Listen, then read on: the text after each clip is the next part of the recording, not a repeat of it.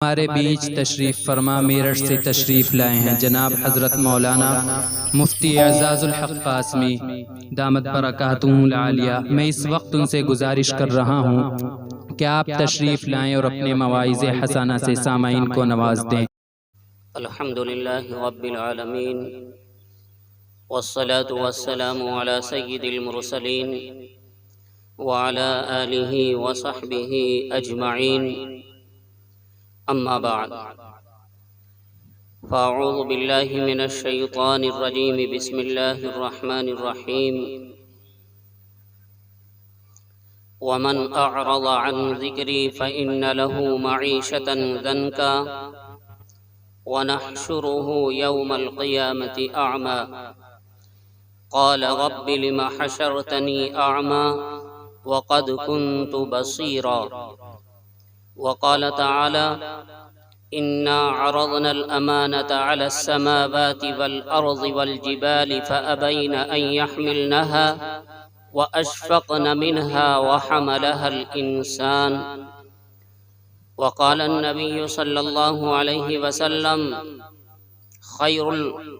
خيركم من تعلم القرآن وعلمه وقال عليه الصلاة والسلام إن الله يرفع بهذا الكتاب أقواما ويضع به آخرين صدق الله وصدق رسوله النبي الكريم إنه تعالى جواد كريم ملك بر رؤوف رحيم۔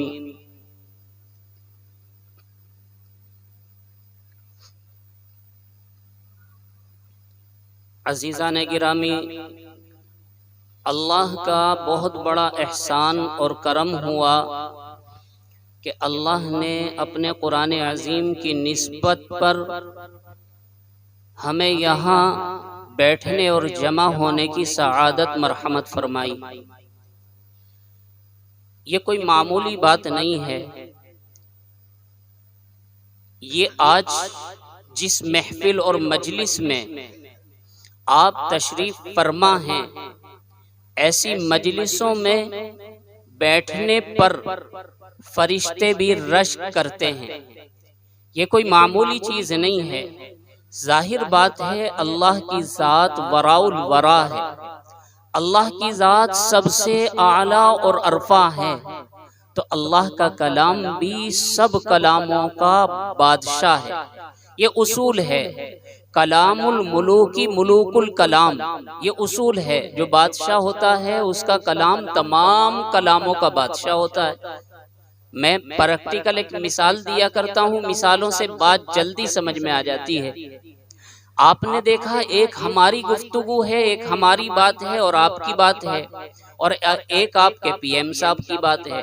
آپ کے پی ایم صاحب نے ایک اعلان کیا رات کو 8 بجے، آج سے 2000 کا نوٹ بند، آج سے 500 کا نوٹ بند، تو اگلے دن سے لوگ لائن میں لگنے شروع ہو گئے۔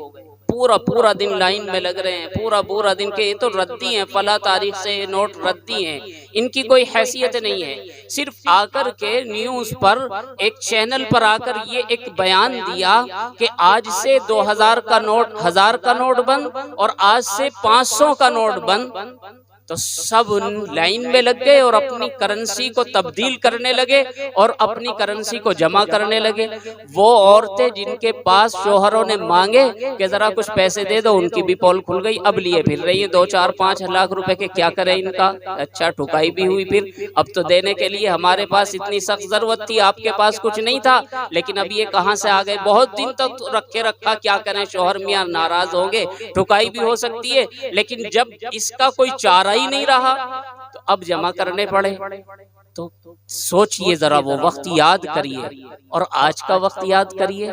آپ اعلان کرنا شروع کر دیں، پورے ہندوستان کے لوگ یہ چیخنا شروع کر دیں کہ یہ 2000 کا نوٹ ہمیں منظور نہیں ہے، 2000 کا نوٹ بند ہو سکتا ہے۔ ذرا غور کریے، سوچنے کی بات ہے، مذاق کی بات نہیں ہے کہ بادشاہ جو ہوتا ہے ہمارے پی ایم صاحب ہمارے ملک کے بادشاہ کی حیثیت رکھتے ہیں.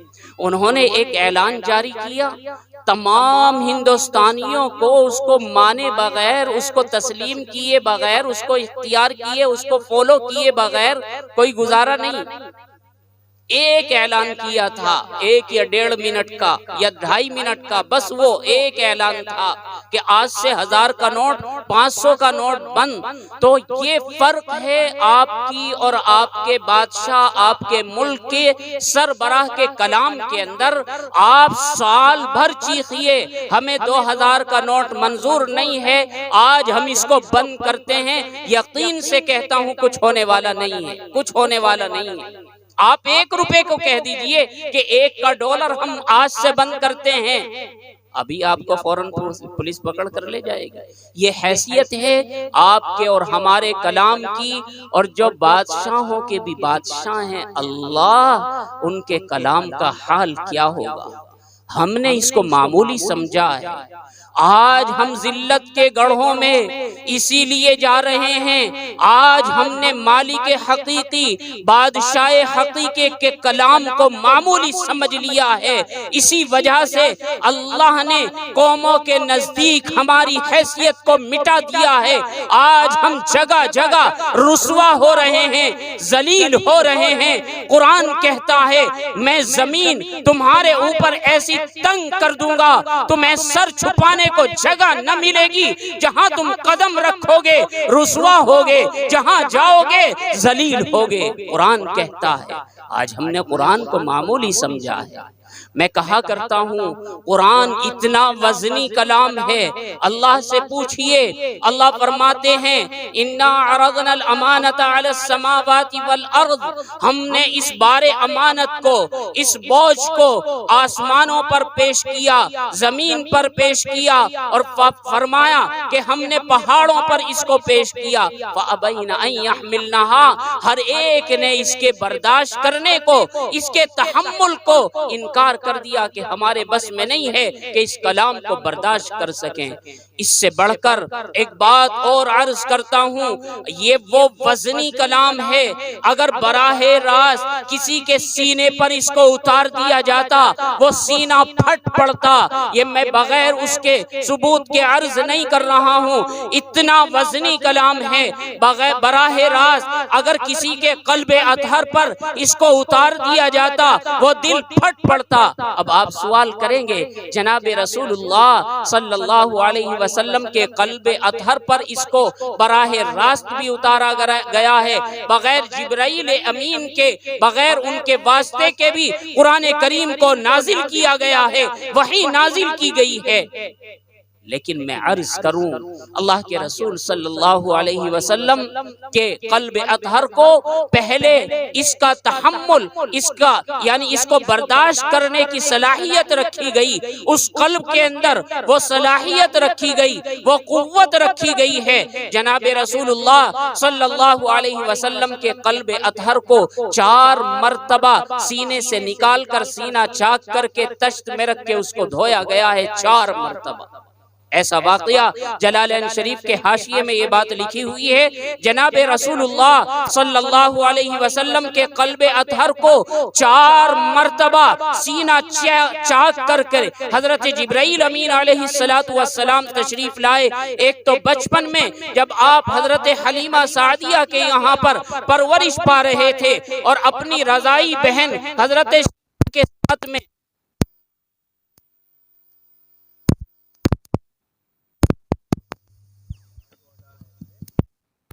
حضرت شیمہ کے ساتھ آپ علیہ السلام تشریف لے گئے ہیں. یعنی وہ حضرت شیمہ اپنے بھائی جناب رسول اللہ صلی اللہ علیہ وسلم کو بکری چرانے کے لیے جاتی تھی تو ساتھ لے جایا کرتی تھی. میں واقعہ عرض کروں، بڑا پیارا واقعہ ہے. ایک مرتبہ شیمہ کہنے لگی، ان کی والدہ حلیمہ نے کہا کہ بیٹی بکری چرانے کے لیے جاؤ. وہ کہنے لگی اماں جان میں اکیلی نہیں جا سکتی، میں اکیلی نہیں جا سکتی، میں اکیلی جاتی ہوں، یہ بکریاں پریشان کرتی ہیں، مجھ سے سنبھلتی نہیں ہیں۔ حضرت حلیمہ کہنے لگی تم تو جانتی ہو کہ تمہارا باپ بوڑھا ہو گیا ہے اور میں بھی نہیں جا سکتی، تمہارے ساتھ جانے والا کوئی نہیں ہے۔ کہا کہ میرے اس بھائی محمد کو میرے ساتھ بھیج دیجئے۔ حضرت حلیمہ کہنے لگی تم اس کو سنبھالو گی، یہ تو دودھ پیتا بچہ ہے، تم اس کو سنبھالو گی کہ بکریوں کو سنبھالو گی؟ بات بتلاؤ، صحیح بات بتلاؤ کہ بات کیا ہے؟ حضرت شیمہ کہنے لگی اماں جان بات یہ ہے کہ جب محمد میرے ساتھ ہوتے ہیں مجھے کچھ کرنا نہیں پڑتا، یہ سب بکریاں جلدی سے چر کے میں تو ایک جگہ بیٹھ جاتی ہوں، یہ بکریاں خود ہی چرتی ہیں اور چر کر کے میرے چاروں طرف حلقہ بنا کر کے بیٹھ جاتی ہیں اور میں بھی اپنے بھائی کا چہرہ تکتی رہتی ہوں اور یہ بکریاں بھی تکتی رہتی ہیں، مجھے ادھر ادھر بھاگنے کی ضرورت نہیں پڑتی۔ یہ تھے آقا نامدار جناب رسول اللہ صلی اللہ علیہ وسلم۔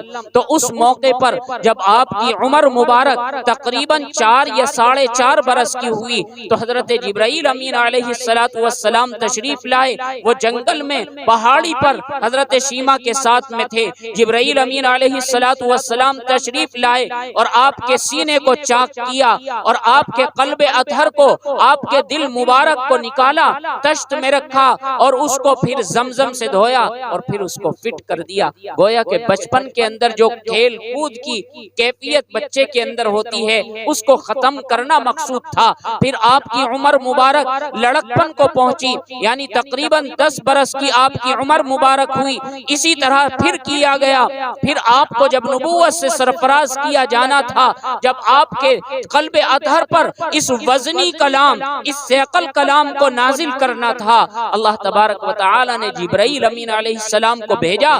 وہ تشریف لائے، آپ کے سینے کو چاک کیا، قلب اطہر کو نکالا، زمزم سے دھویا۔ یعنی گویا کہ قرآن پاک کے تحمل کی صلاحیت اس قلب کے اندر پہلے سے تو رکھی ہوئی تھی، لیکن جس وقت نازل کرنا تھا اس وقت بھی اس کے اندر وہ صلاحیت ڈالی گئی۔ ورنہ خدا کی قسم میرا یقین یہ ہے یہ اتنا وزنی کلام ہے، اتنا وزنی کلام ہے، اگر براہ راست بلا واسطہ کسی کے قلب پر اس کو اتار دیا جاتا تو دل پھٹ پڑتا۔ تحمل وہ اونٹنی جو بوجھ کے لیے اللہ نے پیدا کی ہے، بار برداری کے کام کے لیے اللہ نے اونٹنیوں کو پیدا کیا ہے۔ وہ اونٹنی، وہ سواری جس پر آپ سوار ہوتے تھے، اگر وحی نازل ہونی شروع ہوتی تھی، کوئی آیت نازل ہوتی تھی، وہ اونٹنی بوجھ کی وجہ سے بیٹھ جایا کرتی تھی۔ ہم نے اس کو معمولی سمجھا ہے، اللہ کے کلام کو معمولی سمجھا ہے۔ یاد رکھو جن لوگوں نے بھی جب سے قرآن نازل ہونا شروع ہوا ہے اور آج تک جس نے قرآن کو معمولی سمجھا ہے، اللہ نے اس کو بے حیثیت بنا دیا ہے، اللہ نے اس کی حیثیت کو ختم کر دیا ہے، اللہ نے اس کی حیثیت کو مٹا دیا ہے۔ آج آپ اور ہم جو ذلیل ہو رہے ہیں اس کی بہت سی وجہ ہیں، اور ان میں سے ایک بڑی وجہ یہ ہے ہمارا رشتہ قرآن سے ٹوٹ گیا ہے، اینڈرائیڈ موبائل سے جڑ گیا ہے، واٹس ایپ سے جڑ گیا ہے، فیس بک سے جڑ گیا ہے، ٹویٹر، انسٹاگرام اور نہ جانے کون کون سے ایپ، بےہودہ ایپ سے ہمارا رشتہ جڑ چکا ہے۔ جو بچے، جو حافظ قرآن، جو مائیں، جو بہنیں صبح سویرے اپنے گھر کے اندر قرآن کریم کی تلاوت کیا کرتی تھی، آج ان کے ہاتھوں میں یہ موبائل ہے۔ یہ موبائل جیسی لعنت ہے۔ شیخ الاسلام حضرت مفتی محمد تقی عثمانی صاحب دامت برکاتہم العالیہ فرماتے ہیں جس شخص کو اپنے اوپر یہ یقین نہ ہو کہ میں موبائل کے فتنے سے، موبائل کے گناہ سے، اینڈرائیڈ موبائل کے گناہ سے بچ سکتا ہوں، جس کو یہ یقین نہ ہو اس کے لیے اینڈرائیڈ موبائل رکھنا جائز ہی نہیں ہے۔ یہ مفتی تقی عثمانی صاحب دامت برکاتہم العالیہ کا فتویٰ ہے۔ جس کو پورا یقین ہو کہ میں موبائل کے فتنے سے محفوظ رہ سکتا ہوں، اس کا غلط استعمال نہیں کروں گا، اس کا غلط استعمال نہیں کروں گا، اس کو پورا یقین ہے، اس کے لیے تو جائز ہے۔ جیسے مثلاً علماء ہیں غلط استعمال نہیں کرتے۔ میرے موبائل میں دیکھیے آپ کو ایک گانا نہیں ملے گا الحمدللہ، جس کو چاہے اجازت ہے وہ دیکھ سکتا ہے، بلکہ کتابیں تو سینکڑوں مل جائیں گی۔ سینکڑوں مل جائیں گے۔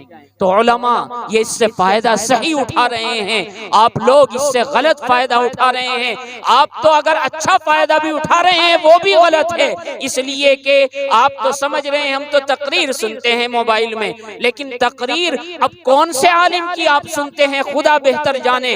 زیادہ تر موبائلوں میں تقریر غلط لوگوں کی پڑی ہوئی ہیں، صحیح لوگوں کی تقریریں بھی ہیں، لیکن وہ کیمرے میں آنا پسند نہیں کرتے، یا تو ضرورتاً آتے ہیں یا مجبوراً آتے ہیں، یا تو ضرورتاً آتے ہیں یا مجبوراً آتے ہیں، لیکن لوگ اس کے ذریعے سے فتنہ پھیلا رہے ہیں، غلط باتیں بیان کر رہے ہیں، ساری دنیا کا فتنہ اکٹھا ہو کر کے آپ کی جیب میں آ گیا ہے۔ عیاشی کا اڈا آپ کی جیب کے اندر ہے، فتنے کا اڈا آپ کی جیب کے اندر ہے، آپ کے ایمان کو تباہ کرنے کا اڈا آپ کی جیب کے اندر ہے، سب کچھ اس کے اندر موجود ہے۔ آپ کو اس سے بچنا ہے، اپنے آپ کو بچانا ہے۔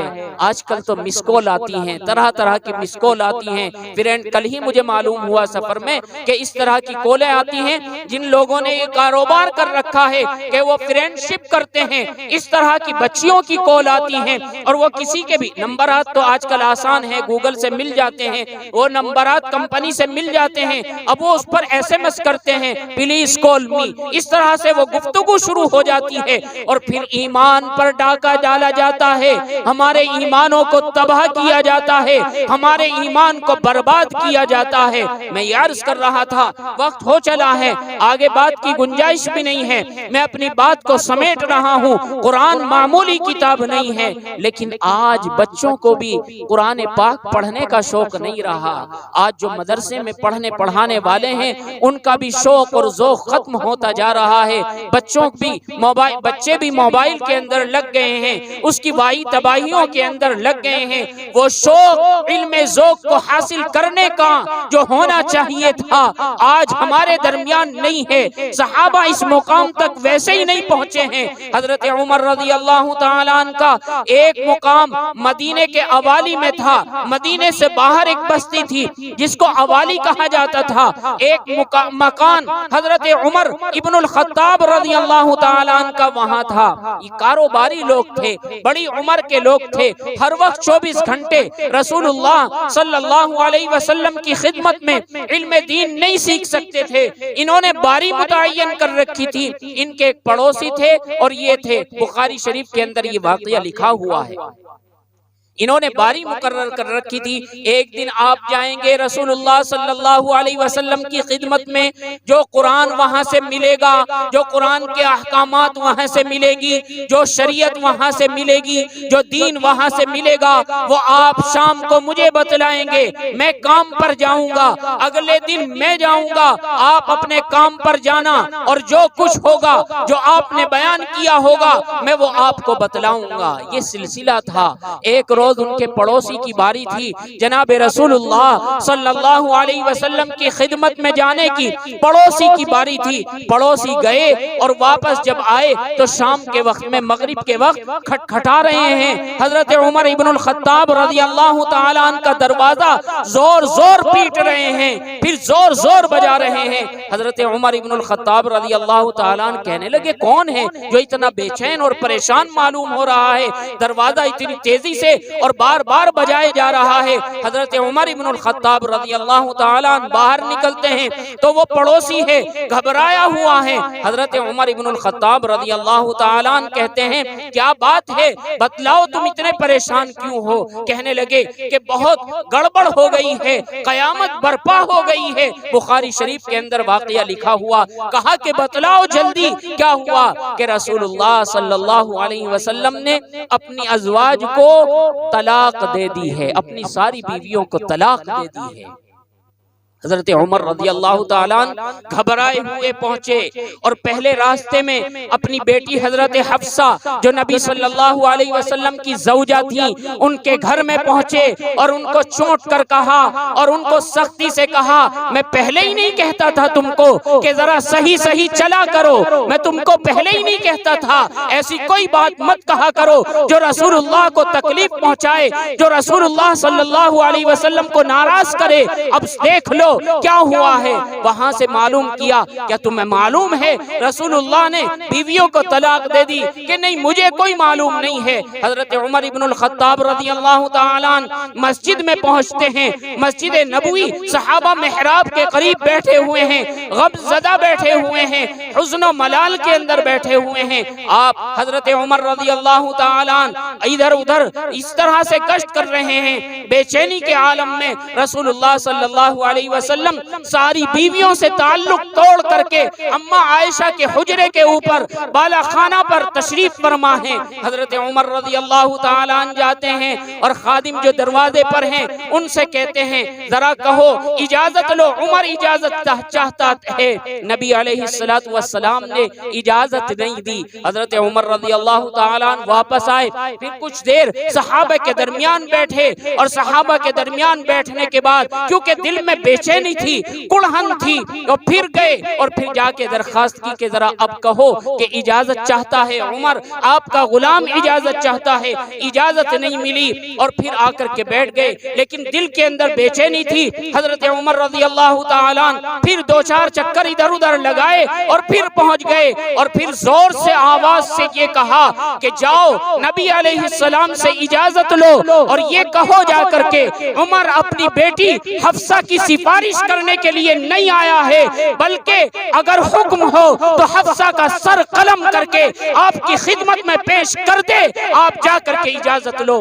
اور زور سے اس لیے کہا تاکہ رسول اللہ صلی اللہ علیہ وسلم سن لیں، اس لیے زور سے کہا۔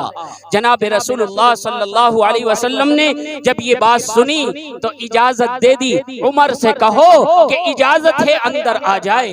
حضرت عمر بن الخطاب رضی اللہ تعالیٰ اندر تشریف لے گئے اور یوں عرض کیا یا رسول اللہ کیا آپ نے اپنی ازواج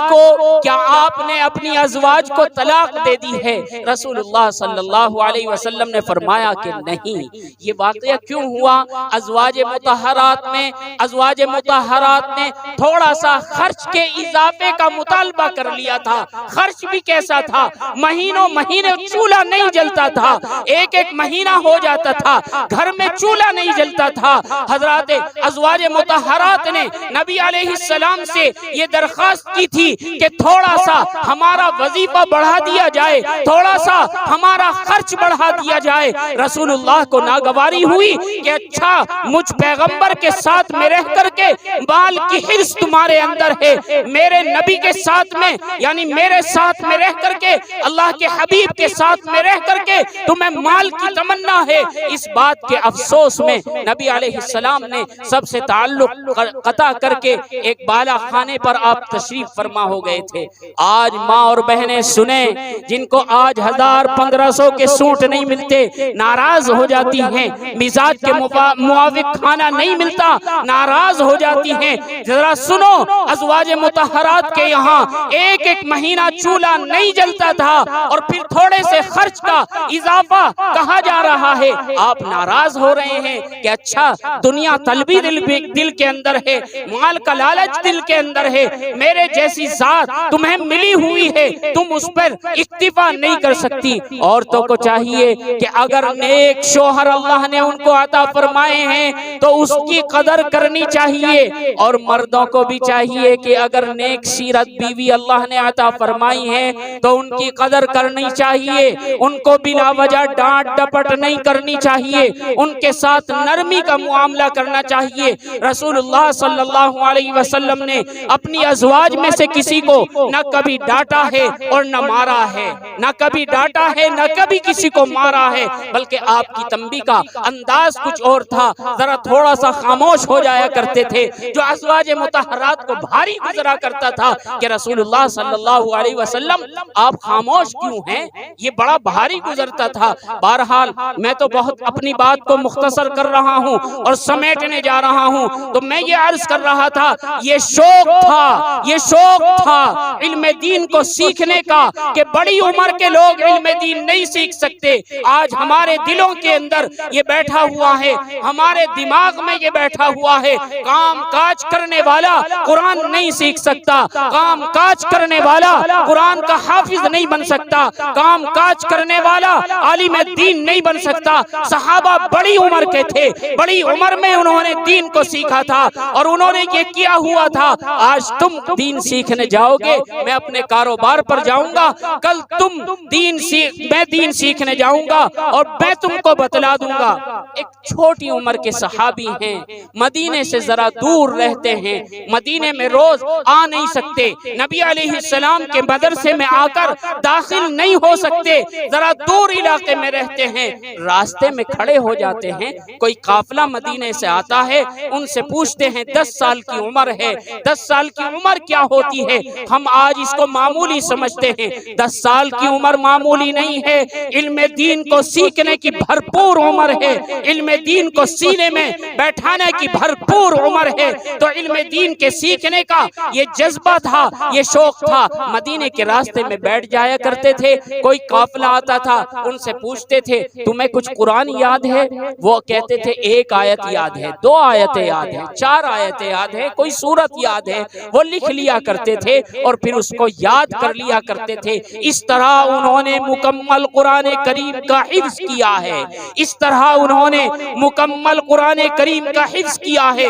آپ لوگ گاؤں کے رہنے والے ہو، ایک گاؤں کے رہنے والے بوڑھے آدمی کا واقعہ میں عرض کروں، ہمارے میرٹھ میں مفتی محمد فاروق صاحب نور اللہ مرقدہ جو ایک بہت بڑی شخصیت گزرے ہیں، ان کے مریدین میں نے ان کو دیکھا ہے، بوڑھے شخص 83 برس کی عمر میں نے ان سے ملاقات کی ہے، وہ حضرت کے یہاں آتے جاتے تھے، وہ کسان تھے، جنگل میں کام کیا کرتے تھے، ہل چلایا کرتے تھے، لیکن قرآن کو یاد کرنے کا جذبہ تھا، قرآن کو یاد کرنے کا ان کے دل کے اندر ایک شوق تھا، ایک لگن تھی، ایک کڑھن تھی۔ وہ جب جنگل جایا کرتے تھے، ہاتھ پر یا کسی پرچے پر کچھ آیتیں لکھ کر لے جاتے تھے، 2 4 5 7 آیتیں، وہاں ہل بھی چلا رہے ہیں، اس کو یاد بھی کر رہے ہیں، وہاں کھیت میں کام بھی کر رہے ہیں اور اس کو یاد بھی کر رہے ہیں۔ وہ پھر اتنی عمر کے اندر مکمل حافظ قرآن بنے اور دہلی کے ایک علاقے کے اندر اس وقت سے ایک مسجد کے اندر قرآن سناتے ہیں، وہاں جا کے قیام کرتے ہیں اور اپنا خرچ کرتے ہیں، مسجد سے کھانا بھی نہیں لیتے۔ یہ شوق ہونا چاہیے، دل میں کڑھن ہونی چاہیے۔ آج پڑھنے والے طلبہ کے دلوں سے یہ کڑھن نکل گئی ہے، پڑھانے والے لوگوں کے دلوں سے وہ کڑھن نکل گئی ہے۔ آج ہم معاف کیجئے گا، اکثر پیسے کے لیے تنخواہوں پر ہم پڑھا رہے ہیں۔ ہاں کچھ لوگ ہیں جو اس نیت سے پڑھا رہے ہیں، تنخواہ ان کے سامنے کوئی حیثیت نہیں رکھتی، اللہ کا کلام ان کے سامنے حیثیت رکھتا ہے۔ یاد رکھو تم وہ کام کر رہے ہو جو بڑے بڑے لوگ کام نہیں کرتے۔ ایک میٹنگ تھی، ایک ایس پی صاحب مسلمانوں میں، ہمارے ایک ایس پی صاحب ملنے والوں میں، تعلق والوں میں، وہ بیٹھے ہوئے تھے، حفاظ کے تعلق سے ان کے خیالات اچھے نہیں تھے، علماء کے تعلق سے ان کے خیالات اچھے نہیں تھے۔ ہماری ان سے گفتگو ہو رہی تھی، ہم ان کی گفتگو کو سنتے رہے اور وہ کہنے لگے یہ علماء کیا کرتے ہیں، یہ کرتے ہیں، بس ایک جگہ پڑھ جاتے ہیں، یہ چاہیں تو IPS بن سکتے ہیں، IS بن سکتے ہیں، فلاں بن سکتے ہیں، فلاں بن سکتے ہیں۔ ہم نے ان کو اخیر میں ایک جواب دیا اور جواب سنیے وہ جواب کیا ہے، اصل وہ بتلانا ہے۔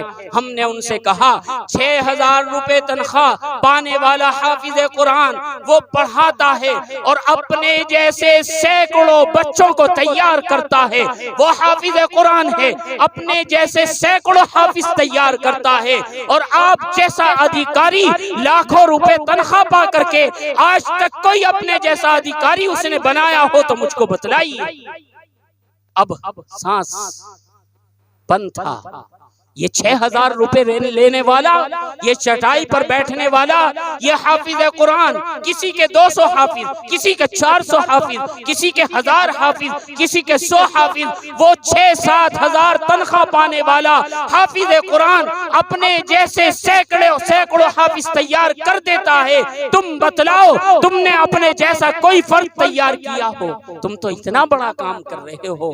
میرے استاد محترم حضرت اقدس حضرت مولانا مختار احمد صاحب دامت برکاتہم العالیہ 45 سالوں سے بلکہ 49 سالوں سے قرآن کریم کی حفظ کی محنت کر رہے ہیں اور ایسا کام کر رہے ہیں، بے لوث کام کر رہے ہیں۔ میں آپ کو ایک بات عرض کروں اور اپنی بات کو پھر بالکل مختصر کروں۔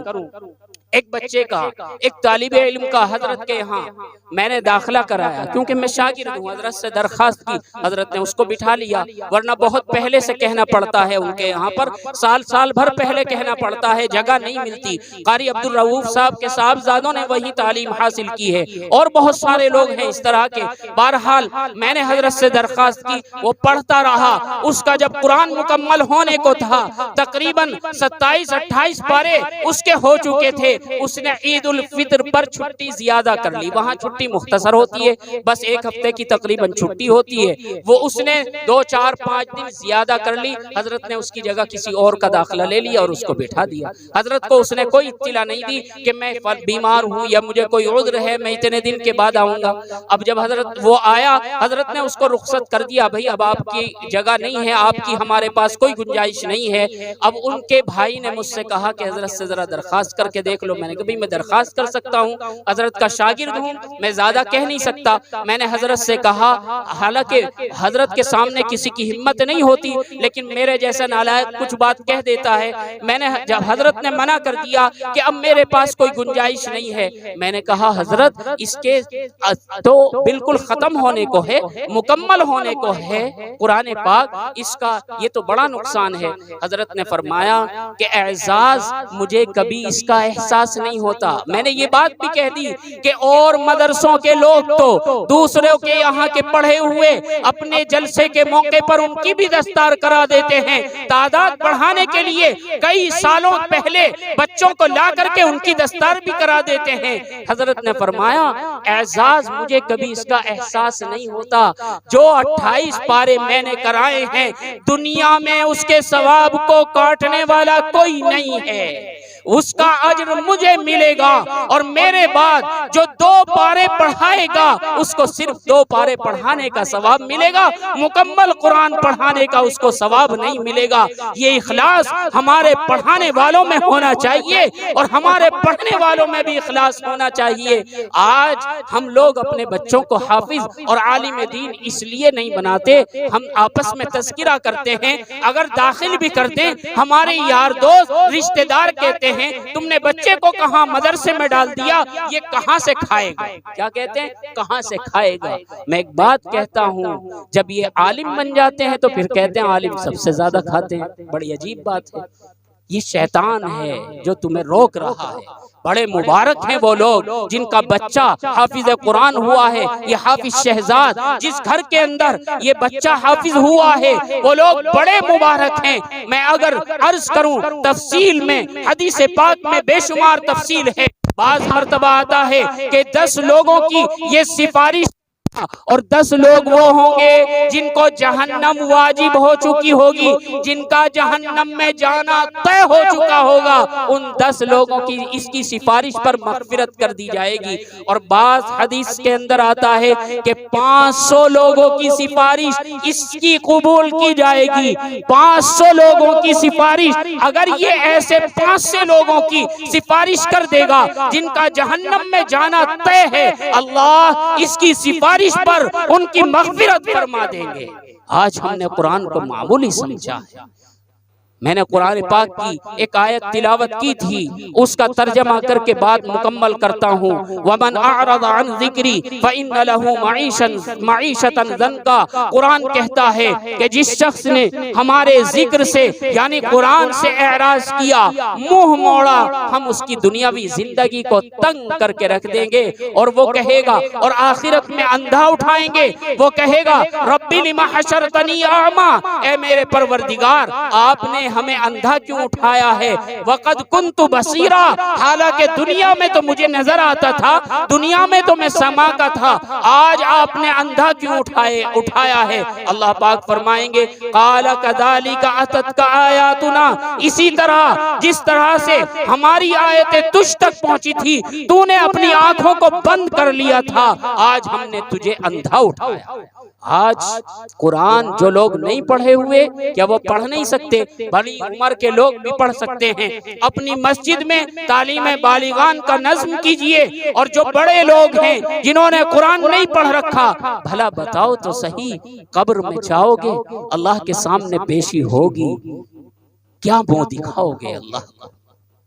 ایک ہی تو کتاب ہمیں ایسی دی تھی اللہ نے کہ ہمیں اس کو پڑھنے کا حق تھا، اس کو سیکھنے کا حق تھا ہمارے اوپر، اور وہی نہیں سیکھا، ہم اللہ کے سامنے کیا منہ دکھائیں گے؟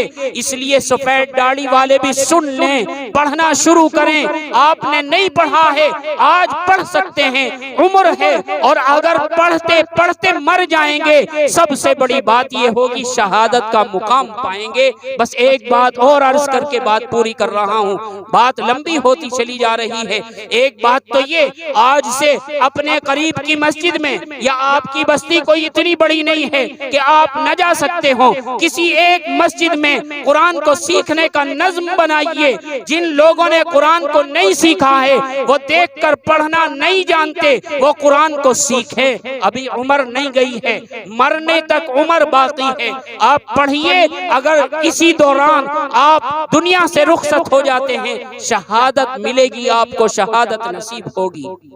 میں یہ عرض کر رہا تھا، میری والدہ پڑھی ہوئی نہیں تھی جس وقت میرے والد صاحب کے نکاح میں آئی ہیں، قرآن نہیں پڑھ رکھا تھا، اردو نہیں پڑھ رکھی تھی، لیکن والد صاحب رحمت اللہ علیہ نے قرآن پڑھنا ان کو سکھایا، وہ آج عمدہ قرآن پڑھتی ہیں۔ اور والد صاحب رحمت اللہ علیہ 100 قرآن اپنی والدہ کو انہوں نے بخشے ہیں، 95 قرآن کریم اپنے والد کو انہوں نے بخشے ہیں، 65 قرآن کریم اپنے ماموں کو انہوں نے بخشے ہیں۔ اور شاہی مراد آباد میں پڑھتے تھے، طلبہ سن لو، کان کھول کر کے سن لو، طلبہ خوب اچھی طرح سے سن لیں، 4 سال کی تعلیمی عرصے کے اندر ایک دن کی ان کی چھٹی شاہی مراد آباد کی نہیں ہے۔ علامہ فخر الدین صاحب رحمت اللہ علیہ کے شاگرد تھے، 4 سال میں ایسی کوئی چھٹی نہیں ہے کہ مدرسے کی طرف سے چھٹی نہ ہو اور انہوں نے چھٹی کر لی ہو۔ دکھ بھی ہے، بیماری بھی ہے، پریشانیاں بھی ہیں، 4 سال کی مدت تک ان کی کوئی چھٹی شاہی مراد آباد کے رجسٹر اٹھا کر کے دیکھیے۔